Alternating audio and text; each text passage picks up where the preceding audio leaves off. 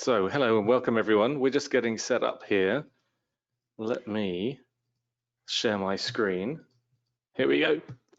Great, so hello, welcome.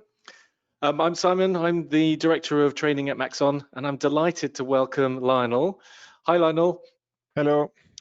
Lionel Vicidomini is a certified Maxon certified trainer in Cinema 4D and an all-round expert in these matters, and he's got an amazing set of things that he's going to show us over 3 days this week. So we're super excited to have you back. Thank you.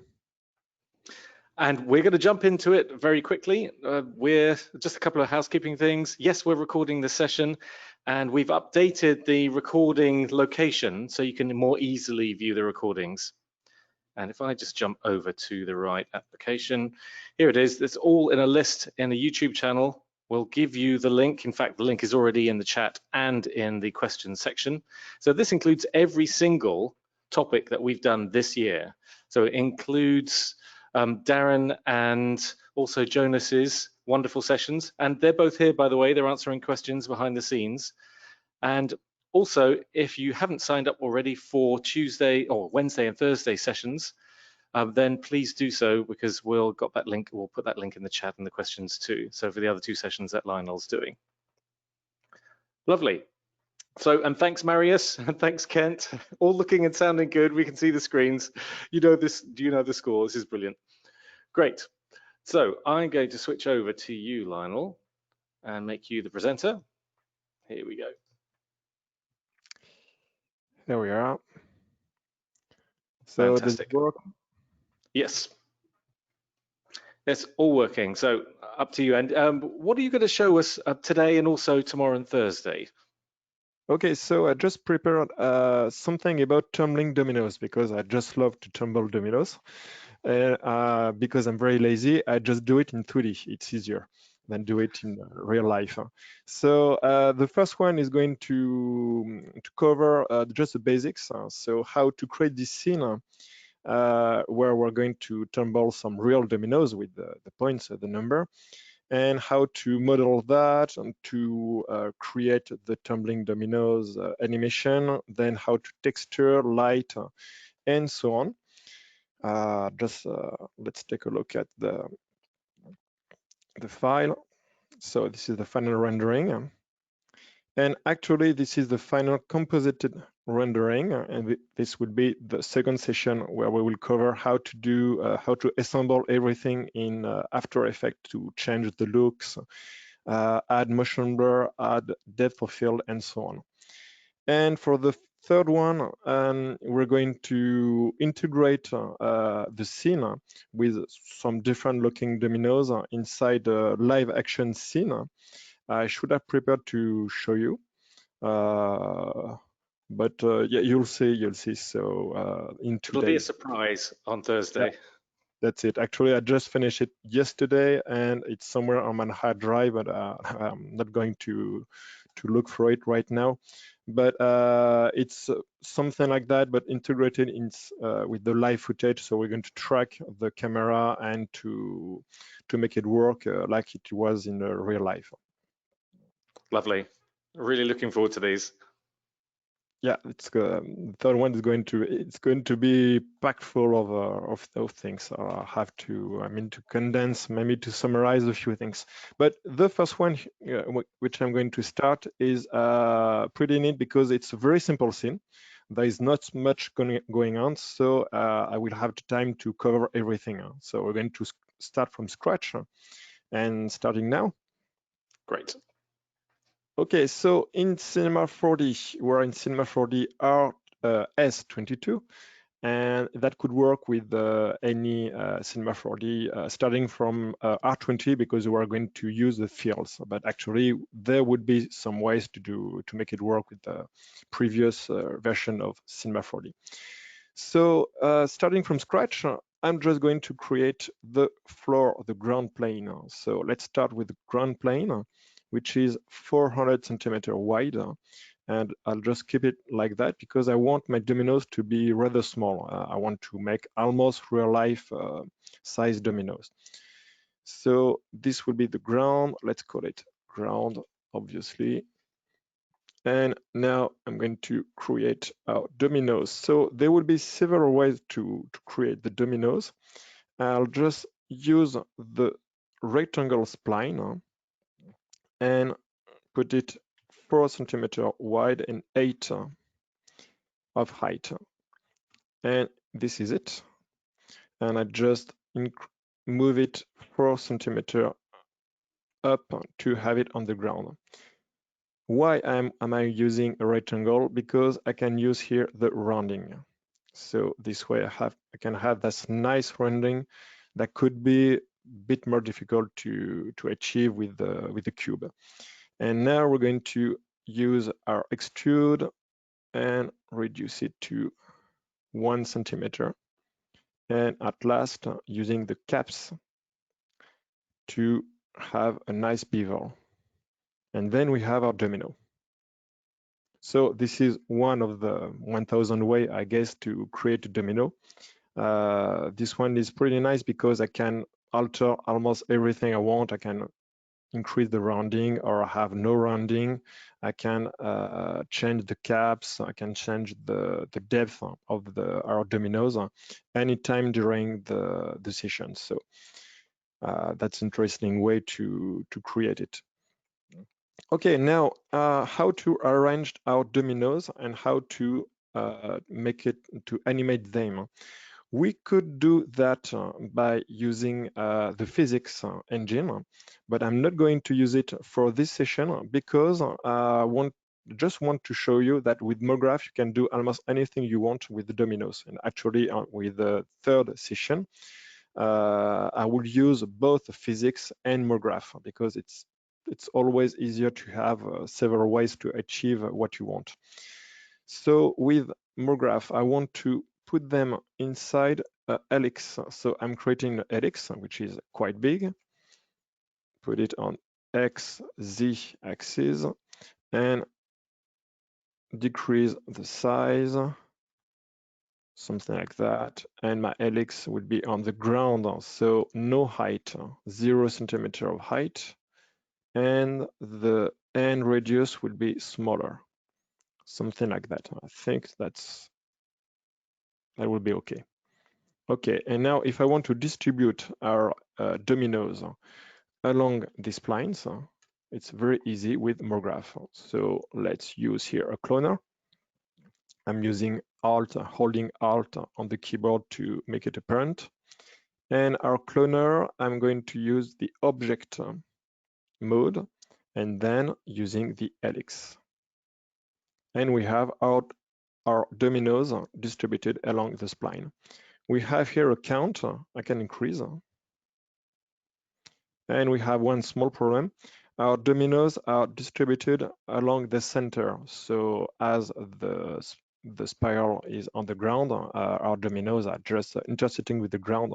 I could just raise the helix, but instead I'm going to deactivate the cloner. Let's take the dominoes and we will just change the center, the axis center of that domino. So I'm going to use here the axis center, that icon. Let's switch to the move tool and I can move it. I want to be more precise than that because I know I have created a domino which is 8 centimeters wide. So I just need to put it 4 centimeters down. And I'm going to use for that the quantization. So the quantization is something that I can access by going in the mode here on our attribute editor on the mode, modeling, and here in the modeling section, we have the quantize. I can enable the quantize and the movement to 1 centimeter. Okay, now this way I'm still in the axis center. If I just move it down, I can precisely put it at 4 centimeter. Then I just disable the quantization. Actually, the quantization, you can access it anytime you want by just holding Shift. So if I'm using Shift here, I'm moving on an axis. For some reason, it doesn't work. Yes, it works. So because I was on axis, I guess I can move it this way, just holding Shift. So let's go back here because I just put it down. Now here we are. We have the right axis. And if I activate our cloner again, it works. Well, it works not quite. It's reversed. So we could just tumble the helix, but we have a very neat option here, which is the reverse switch. And now everything is back on track. Okay, now let's increase a little bit the count. I think it looks fine.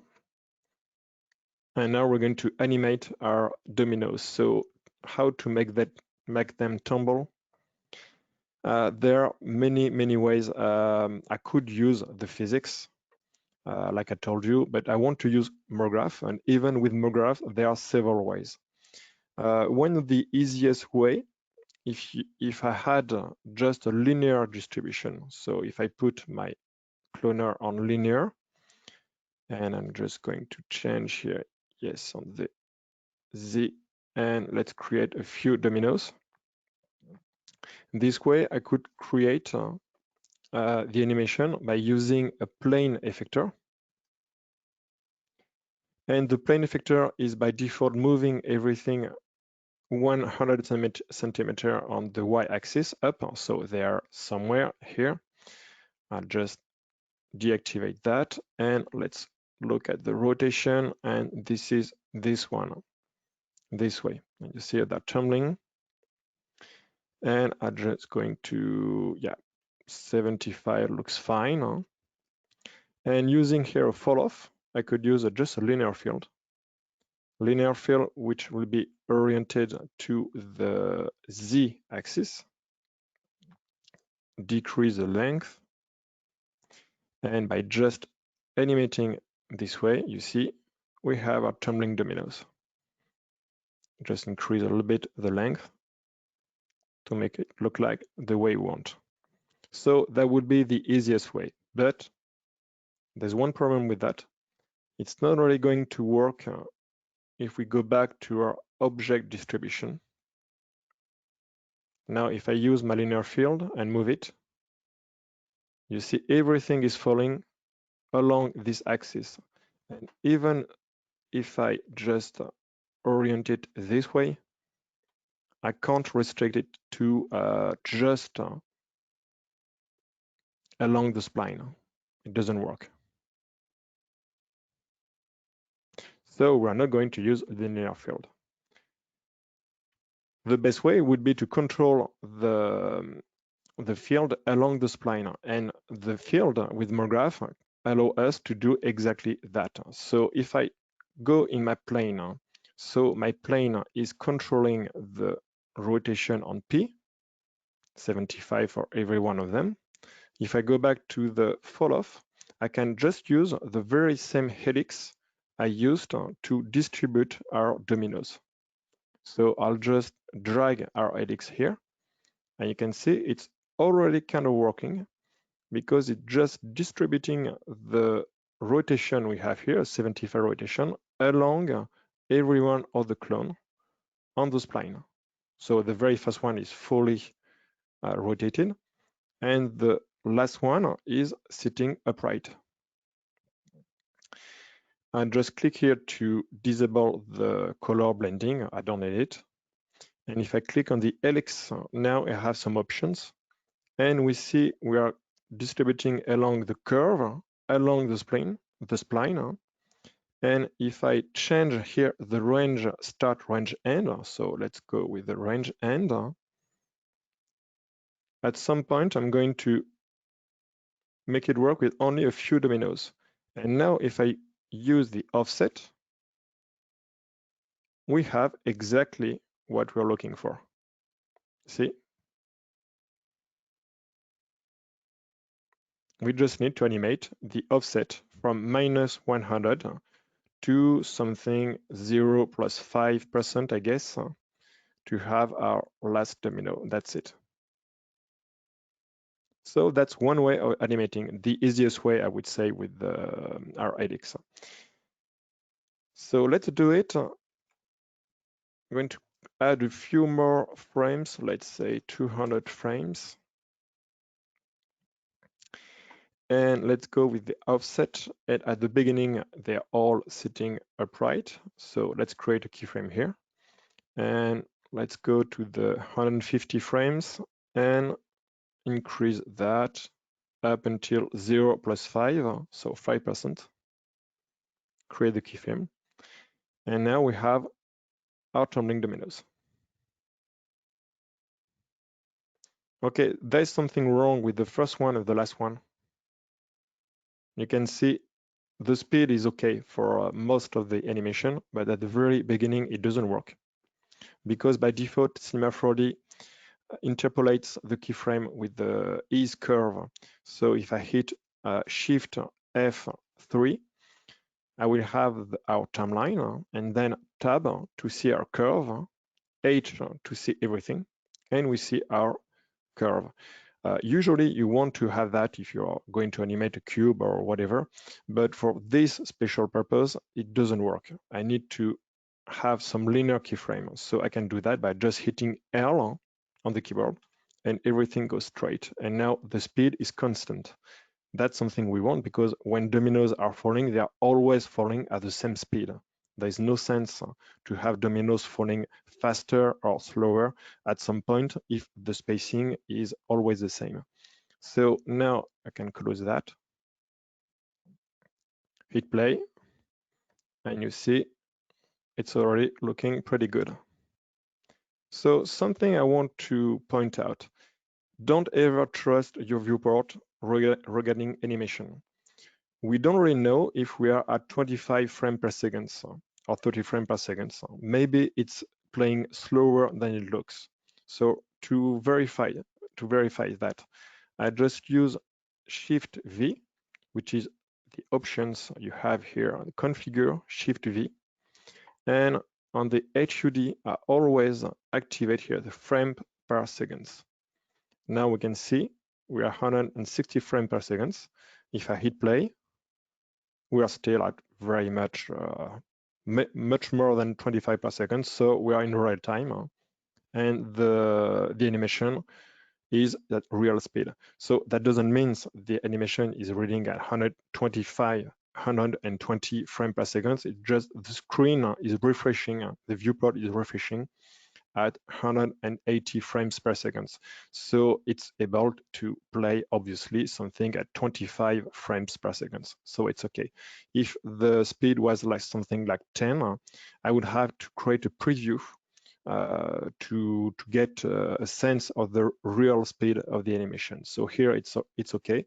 I can just trust my viewport, but I always activate that to make sure that I can trust my viewport. Okay, so I just want to tweak a few things.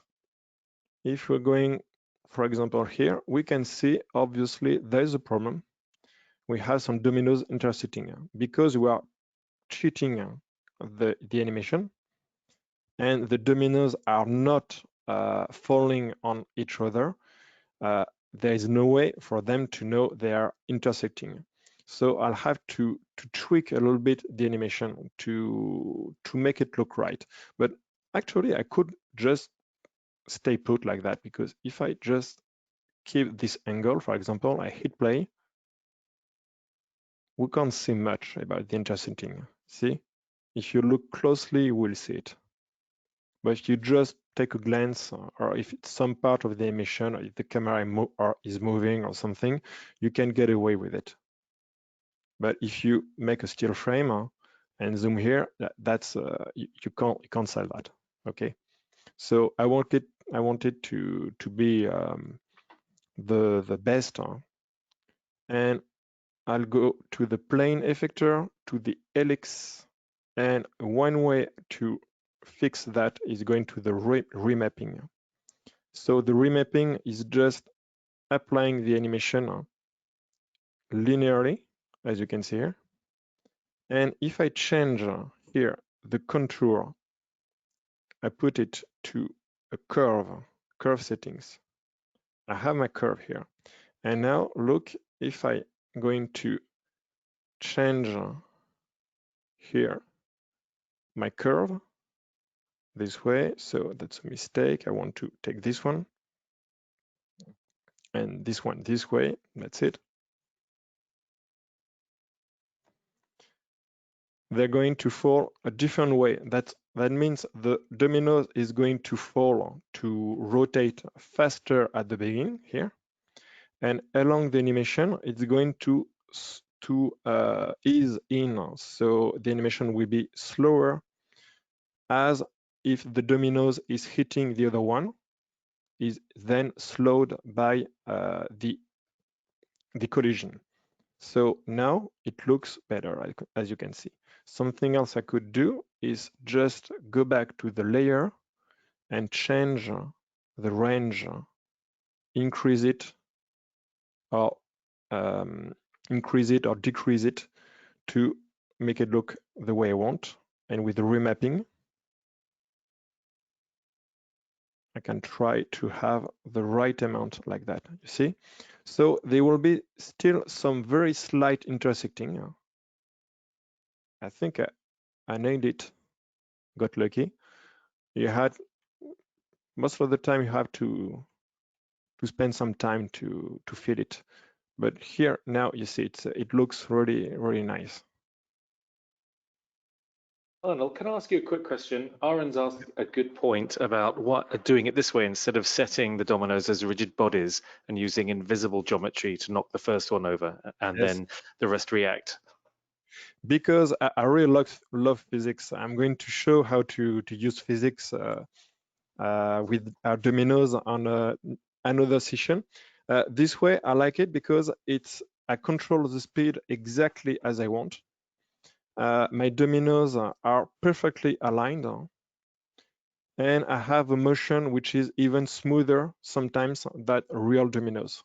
So I have more controls, but it's a bit more difficult to integrate. Something else which is interesting, if I just put my helix and increase the height here, you see it's going to work anyway. I can have some crazy falling dominoes, which just doesn't care about the physics because they don't use the physics. Got it. Yeah, you have more flexibility. Yeah. But obviously, it's easier to use the dominoes. It's easier to use the dominoes with the physics because they're falling naturally along each other. That's strange. This seems to be, yes, okay, a slight bug. Dominoes wouldn't go back to their position. Okay, so now I have that. We have two more problems, I would say, before switching to the rendering and so on. Obviously, at the end of the animation, yeah, something else interesting about not using physics is simply I can do that. I can scrub along the animation. I don't have to always go back, rewind, relaunch, go back, relaunch.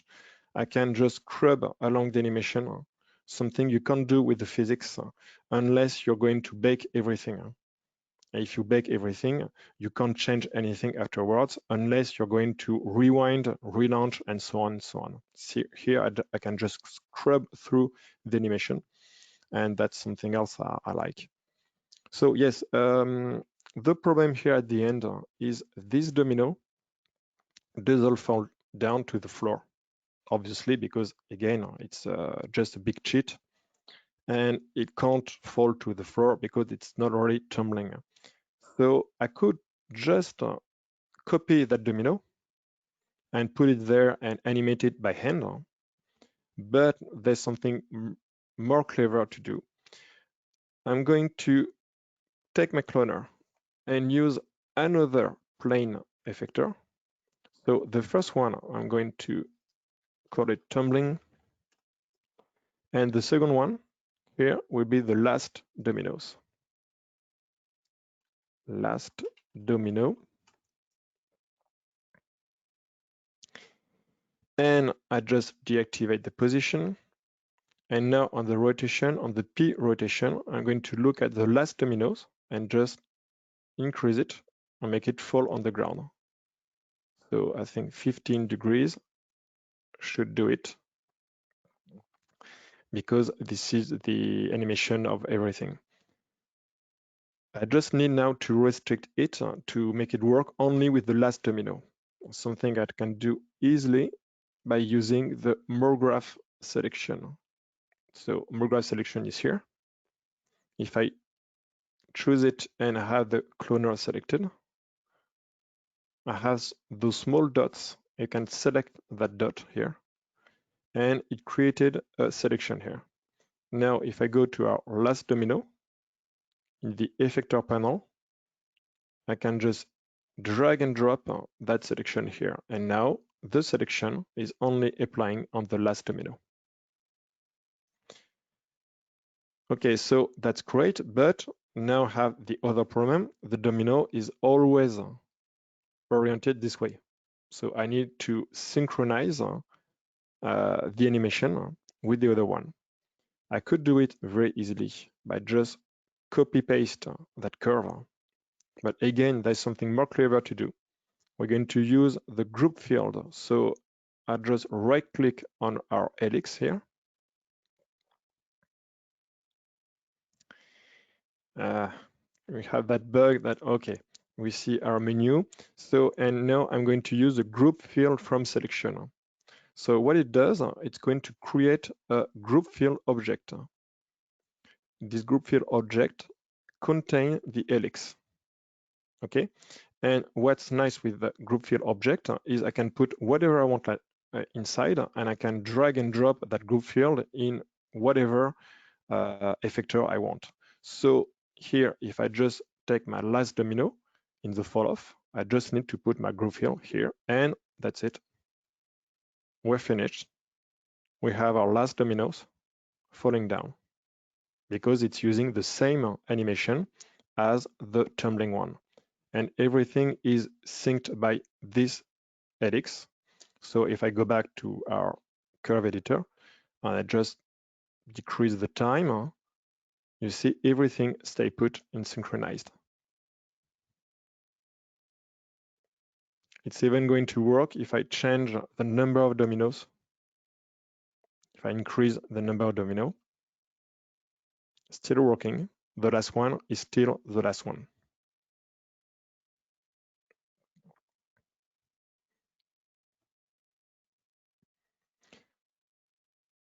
There one last problem I would think, because I'm using mograph, the animation is perfect. I mean, it's very even everywhere, so it's too even. Real life dominoes, when they are falling, they are a bit of sliding along each other. Some are falling, some are rotating slightly, and those ones are just too perfect, you see? So that's interesting because it looks cool, but it's not like that in reality. You will have some dominoes just a bit off from the other. So how to do that? That's very easy again with mograph. I'm sure you guessed it. You just need to use a random effector. This random effector, I'm going to put position on 0 everywhere. And on the rotation, still on the P rotation. No, not the P. It will be the banking. By just altering the banking like that, we can sort of cheat the sliding of the dominoes. And I can do it also on the axis here, on the x-axis, just a few, very few centimeter, something like that. And now it looks more like real dominoes when they are fallen. They don't stay exactly aligned like this one. And obviously the problem here is they are, you can see it looks very, very funky this way. So I just need to restrict this random effector with the group field. So if I put it here, now when I'm animating this one, we can see our dominoes are just sliding, rotating a little bit only when they are fallen. So now I have created my animation of dominoes. I can change the speed, I can change the size of our helix. I could do a lot of stuff to have different kind of dominoes, and I can scrub along the dominoes. I don't have the problem with the physics. That is, I need to rewind every time. I had to be careful about what I'm doing. Here, it's because it's strictly an animation. It's easier to alter, to change. It's more tricky to set it up, but you have then more liberty than you have with the physics. And that's it for the animation. So now I will be able to start lighting, texturing, everything. Maybe do you have some question? If there's some question, Simon? The question from Adam, what was the reason for the use of the group field instead of just copying and pasting the spline field?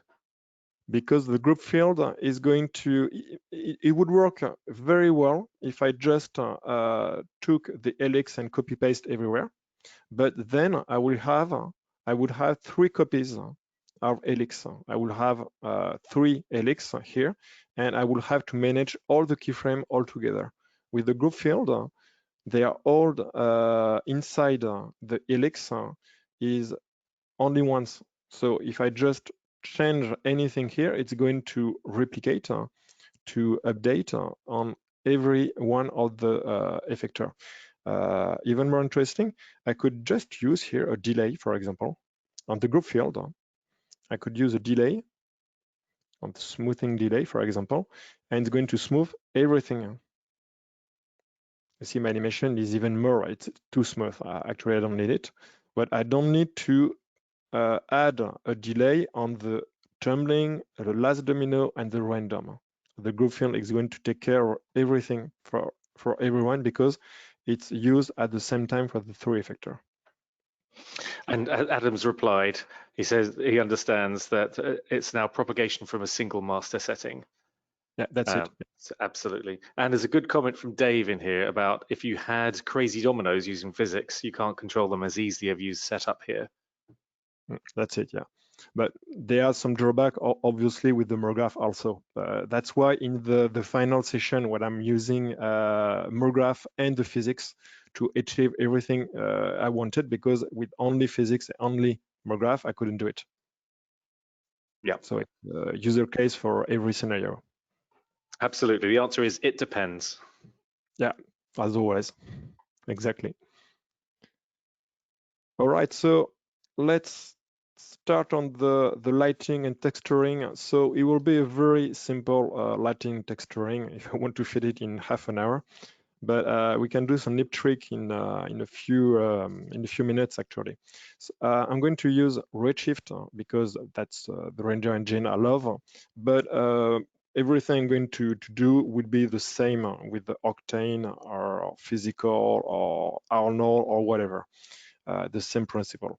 So I'm just using Redshift because I love it.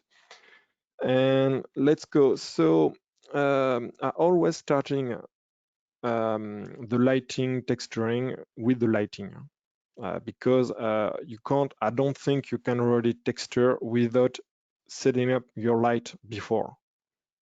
It makes sense, but I know many people are just starting texturing without any light. It's very strange. I always create my light before to have the mood of the scene and so on. So here it will be very easy, very lazy, because I'm just going to use one dome light with the HDRI.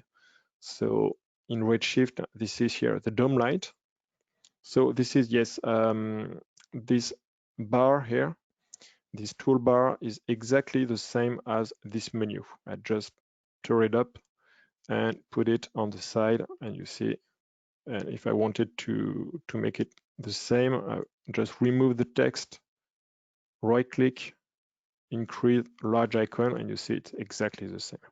Thanks for doing that. We had a couple of questions early on about, hey, how come you've got all those Redshift icons on the right? Yeah, I thought so. So That's something I really love with Cinema 4D. You can create your own interface very quickly, as much as you want. You can have as many layouts as you want. It's very easy. That's the only, I think, 3D software you can use on one screen. Before I was using 3ds Max. You can't survive with 3ds Max on one screen. That's very impossible. But with the Cinema 4D, you can do it. You can do it. But it's better to have two screens. Okay, so I have my here. I'm going to create the dome light, and the dome light right away here in the dome map setting. I'm going to take our texture, one texture I really love, which is this one, which is a free HDRI.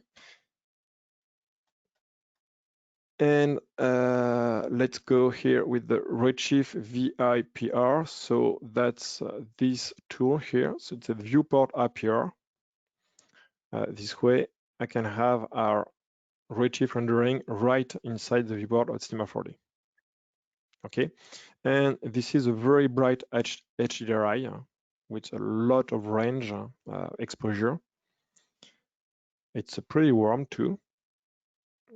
There is a warmish tint on it, so I like it. And I wanted, yes, to have that big window in front, so I'm already pleased with that, so I'll just use it this way. Okay, now we're using right now the default material on the Cinema 4D, which is 70% gray, I think. And I'm going to use Redshift material to shade my my dominoes. So I'm already done with the lighting. I could use some aerolite to create some different shadow. I could create my own studio setup and so on. But as I said, this is a lazy way to do it, but it works pretty well. If you have a HDRI you know quite well and you like the look, you can just use one HDRI to do everything. There's no problem with that. Okay, so now I want to create my texture. Disable here my Redshift VIPR, and let's start with the domino texture. So this has nothing to do here, and I'll create here a Redshift standard material, and I just put it on our domino. And this texture here, I'm going to keep it almost as a default texture. We have in the diffuse a gray material, which is 50% gray. I'll just put it something very white. So very white is 80%. Don't ever put 100% white or 100% red, green, and blue on a material, because there is no material in the world which is purely white or purely red and so on. That's very important to always desaturate a little bit your texture, your color, and never use pure color or pure white or anything. So 80% white is almost white actually. You could go as far as 90 or 95%, but no 100%. So 80% is fine. And I just keep the reflection like that. So this is a mild reflection with a 1.5 IOR. That's very fine for a domino, which is a kind of plastic look. And the roughness, I'm just going to increase it to 0.1, something like that. And now, if I look at the scene, we can see so very high highlights here, very bright highlights. That's exactly the way a domino look. Okay, now I want to create the face of the domino. Because I didn't model the domino, I will need to use some texture and some bump mapping to create the creases of the number. So I just deactivate here the rendering, and let's go to the shader graph. And our shader graph, I'm going to use a texture, a shader, which is the multi-shader.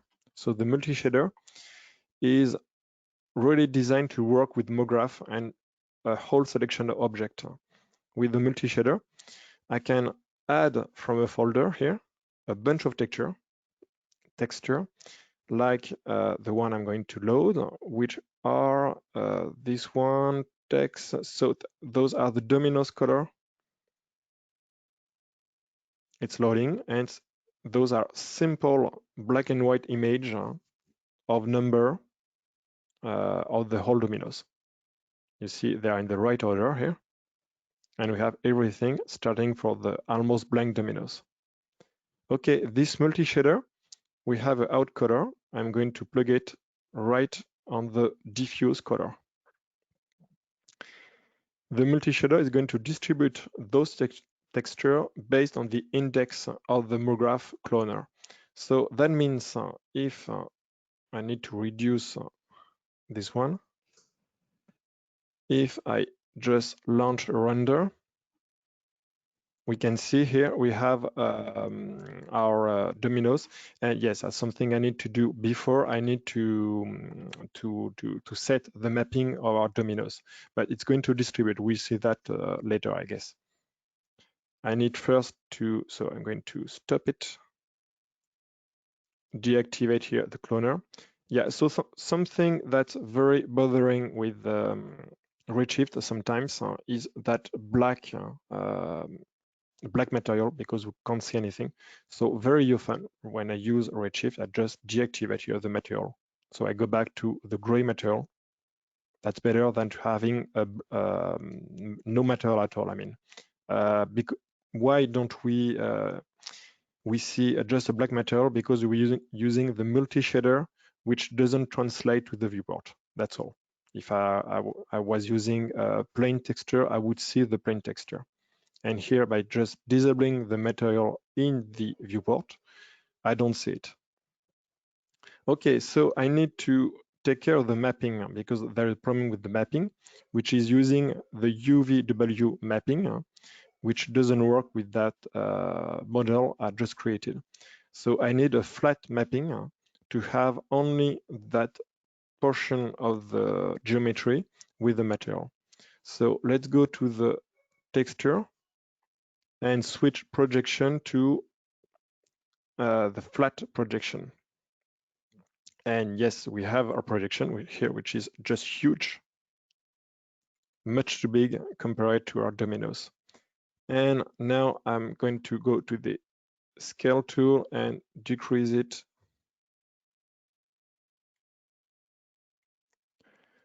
And I'm just adjusting it by hand this way.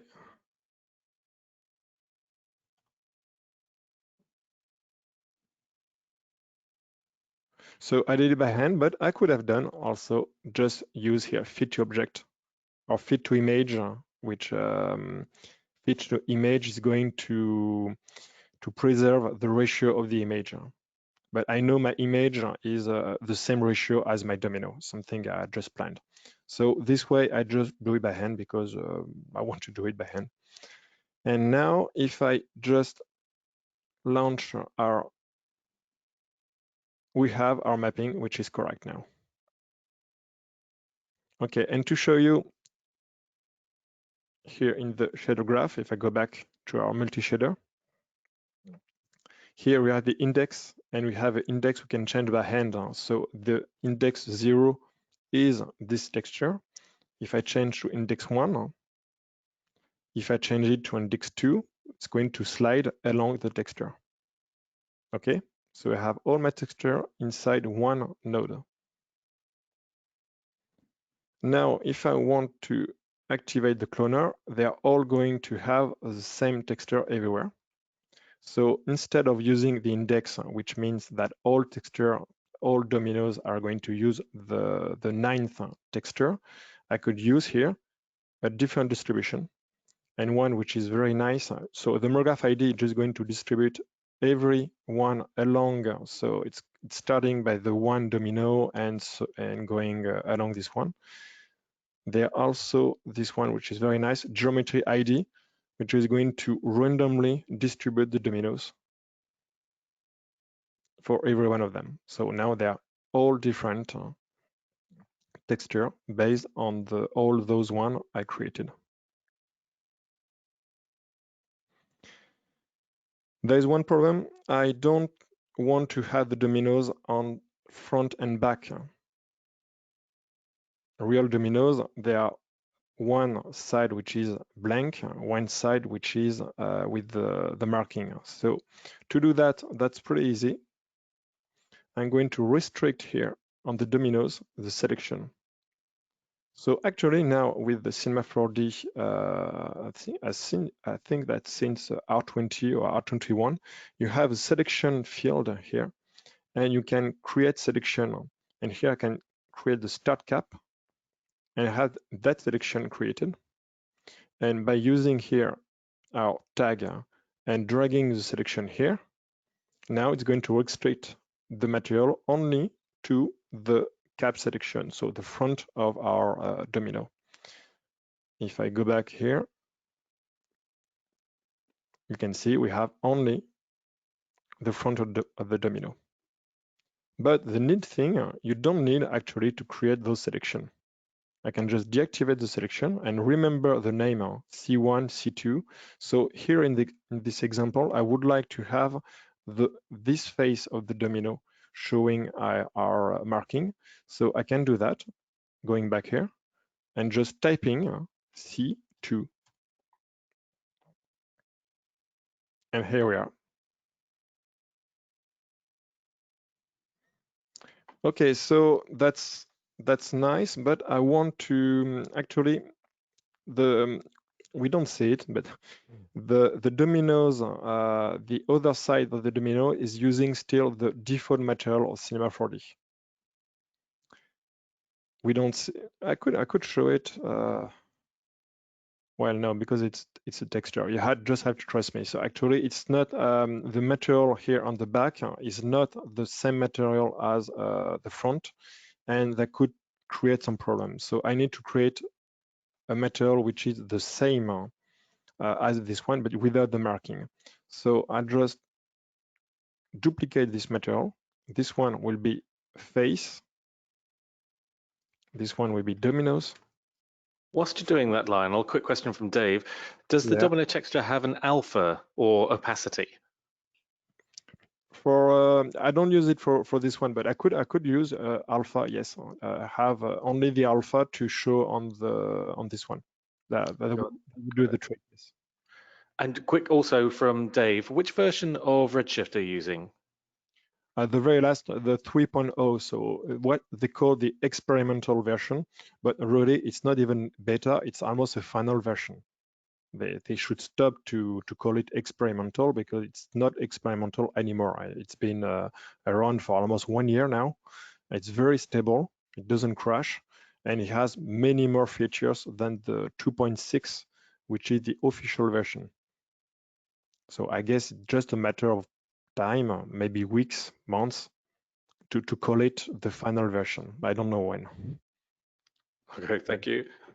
But this is, yeah, the 3.021 something, 22. I don't remember because they're releasing a new version almost every week. Okay, so here we have a domino and our color here, which is 80% white. If I put my domino here and this one, which is the face, should be in front. Now I could show you the difference because if I change to something red, you will see it. Okay, you can see we have two materials and the top one is not the same as the second one here. So I need to make it look like the same. So if I go back to our 70% gray, 80% gray, there is a slight difference between the two. I want to correct that. So let's go back to the face. And I'm going to use a color layer. So the color layer is this one. It's like the layer shader in Cinema 4D with a physical. We have a base color, and this base color is going to be the 80% gray I told you about. So this is it. And I'm going to plug the multi-shader as the layer 1 color. And the blend mode here will be multiply. So as this texture is pure white and pure black, the white is just going to be changed to 80% gray. It's going to stay that the same 80%, but the black is going to burn in. So now everything is 80% and has something uniform. As you can see, there is no difference of color between the back of the domino and this one. Okay, now on the face domino, now I need to create the bump mapping. So the bump mapping will be almost the same trick. I'm going to use the multi-shader. I should also, it works if you're rendering at the same time as playing with the node, the Redshift shader graph, but it's a bit dangerous. It could just crash. On that purpose, I'm going to save it because I don't want it to die on me. So exercise.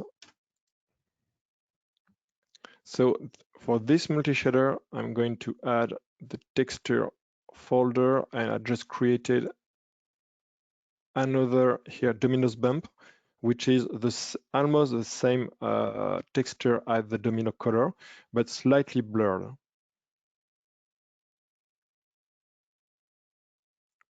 And here I'm going to use the same geometry ID.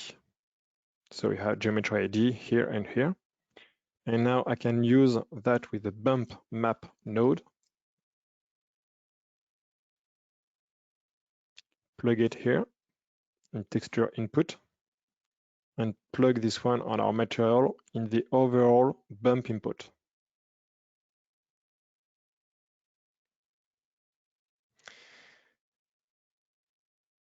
And now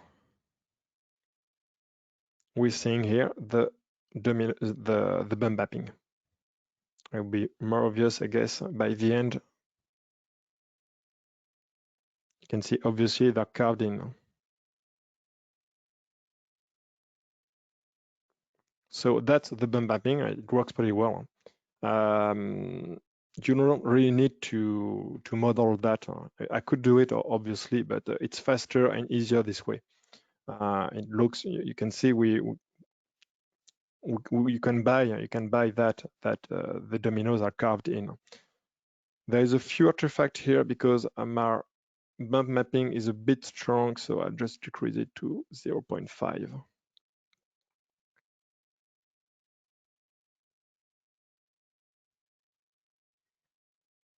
Okay, so we are almost done. We have our dominoes. We just need to change our ground now. I just have the time to do that, so that's cool. And for the ground, I'm going to create on the Redshift another material. It will be a wooden ground.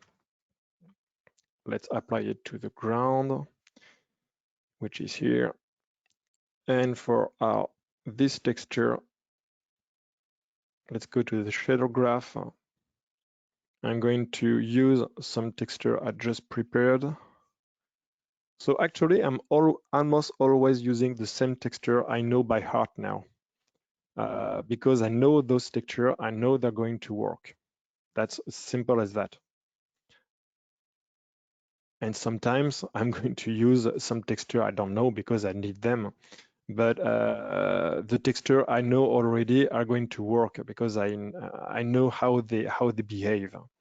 And I'm sure many of you work the same way because it's easier this way. So I'm looking for my texture on my other screen, coming right up.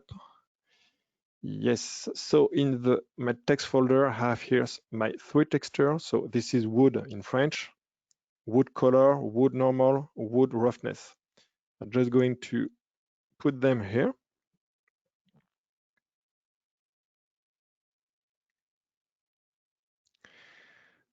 The color is going to go in the diffuse slot, diffuse color. The roughness is going to the reflection roughness. And I need to do something first for every technical texture. So the normal, the specular, the roughness, the displacement, and so on and so on. If those textures are bitmap, you need to change here the gamma override to one gamma. So for the normal, that's very, very important. Not the color. The color is the only one you're going to leave that way. That's something to do with the way Cinema 4D is handling the color profile. Okay, you need to have this one in sRGB, but all the technical should be in linear. That's what I'm doing here by enable the gamma override to a gamma of 1. Okay, it's going to work. If you don't do that, it's going to work, but the results are going to be different. It's not doing to work as it should. Okay, for the normal, I need to put my bump map, plug it in, and our bump map here switch from height fill, which is a bump map. This is a normal map, so I need to put it to tangent space normal, not the object, tangent space normal. And then I'm going to plug that on the bump input. And that's it. I know those texture are going to work right away. I don't need to tweak them. I could do it, obviously, but that should do it for this one. And I just apply that on the ground. And I'll need to see about the shading, how it works. That means the texture scale. So here I just change the tiling, I think, just put 3 and 3 maybe. And to see it better on the wood, in the editor, texture preview size, let's switch to 1024.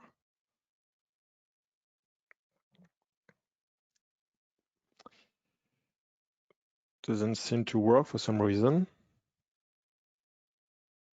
Okay, maybe it's already the right size. So let's put it 4 and 4, something I will be able to change during the rendering. So that's to have my texture not too big. The scale of the texture is very important. So now if I hit my render, it's going to prepare everything, process the texture. Here we are.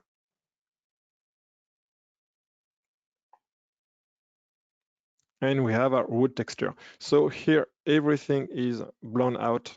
It's very, very strong.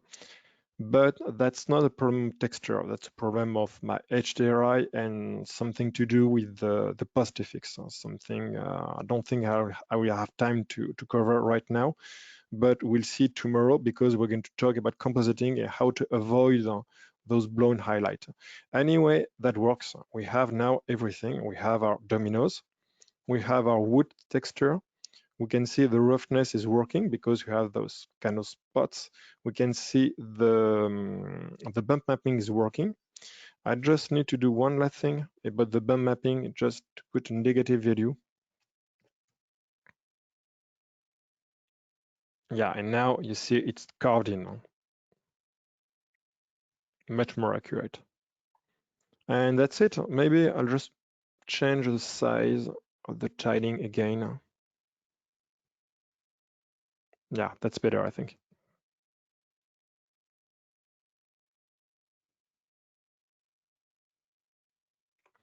For the very last minute, I just show how to get rid of that blown highlight.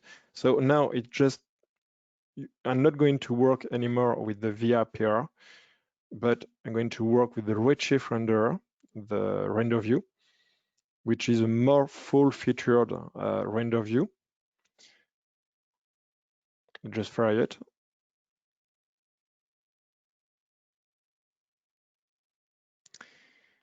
In fit window, here and here, this is the postfix. So that's something I'm going to show tomorrow about the compositing. And here in the photographic exposure just going to activate. So this way, I don't allow overexposure again, and I can have some of the highlight back, as you can see. And I could increase here the allow overexposure, decrease it to avoid having those blown highlights.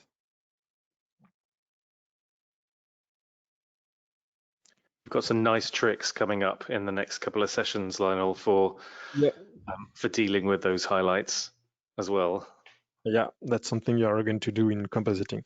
But that's one way to show it in advance. PostFX actually is meant to pre-visualize, to see in advance what you're going to do in After Effects or Nuke or Fusion.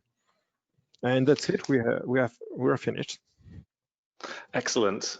I mean, it's really great to see you do this from scratch as well, and also your approach and the trade-off between the different approaches and the different ways you're doing it. So that's really fascinating. Thank you. It was a bit fast, I realized, but in 1 hour, that's a lot of ground to cover. That's right. Absolutely. I think you've done really well to contain it in there. We've had a few questions just towards the end. The inevitable question, which is our fault? Thank you for your patience. When is Redshift for the Mac available? And as Darren and Jonas have pointed out in the questions, we're working on it with high priority. Our head of marketing, Paul Babb, last month officially stated in public it's this year, and I know we've said that before, but it really is the highest priority, and so please bear with us. It won't be long now. And off the back of that, Glenn had a couple of questions about the GPU and recommended for different operating systems. And we've put a minimum spec there of NVIDIA drivers and 4 gigs of video RAM. But I just wondered, what on your machine, what are you using, Lionel? Well, for this, yeah, that's Darren. Thank you, Darren.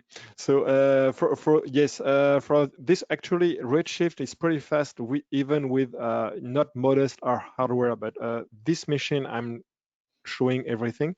It's just one single GTX 1080. So that's a good graphic card, obviously. It's not a great graphic card now. It's 3 years old. I think you can find it now for something like 300 euros or something like that. So that's a good entry point. And on my main computer, I have 3 graphic cards, 2 1080 and one 2080, and it's very fast. It's very, very, very fast. That's one thing Redshift is ahead of everything else is the speed. It is the fastest render engine. That's true. To some extent, it is a balance with the graphics card, but you're absolutely right in terms of the advantage that Redshift makes of the graphics card. So that's a really great setup you've got on the main machine. Yeah, that's fast, but I have a laptop, which is a Dell XPS 15. And it's a laptop engine, so it's not a very fast graphic card, but I can do Redshift on that. It works. It works. It's not very fast, but it's still faster than with the CPU. It works very great. You just need to have an NVIDIA card. Yeah, but up until the Redshift AMD Apple version is going out. Absolutely. NVIDIA for now, but it won't be long. Absolutely. And in answer to a couple of other questions, this is just the first start of 3 sessions. In fact, and Lionel's going to do another repeat of this one today in a couple of hours' time. But tomorrow and Wednesday are pickups from here and delving more into the workflow, extending this, and also doing the 32-bit linear compositing as well. In fact, what I might do is just grab over the screen just to show everyone the PDF where you can sign up for this. Here we are.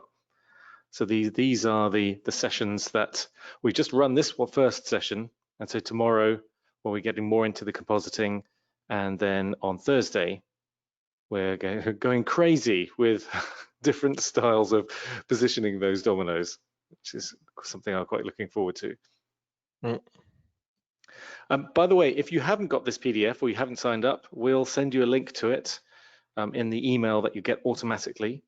And also right at the top of this PDF is a link to where you can go for the recordings of not only this session, but all the previous sessions we've run in these series of these technical webinars, plus all the demystifying webinars that we run on Mondays. So you can just go to one location and view them all here. And also, final little thing, right at the bottom of the PDF, if you've got any follow-up questions, if we didn't get round to asking your specific question today, or if we didn't answer it well enough, please feel free to chase up and send us an email, and especially if you've got any recommendations for future topics for this. We'd be delighted to hear from you. Great, so thank you again, Lionel, for sharing your wonderful knowledge. Thank you. And this is really good. And thank you, Darren and Jonas, for helping out with questions in the background too. And thank you for everyone for your kind comments. Everyone's saying a lot of nice things about your techniques. So it is really useful. It's great to be able to break down and see behind the scenes and ask questions in this format. So thanks again, Lionel. Excellent. So we will see you all hopefully tomorrow and Thursday, if you have time, for some more in the series. But for now, thanks for coming along. Thanks for spending this time with us, and we'll see you on the next one. Bye-bye. Take care. Bye-bye.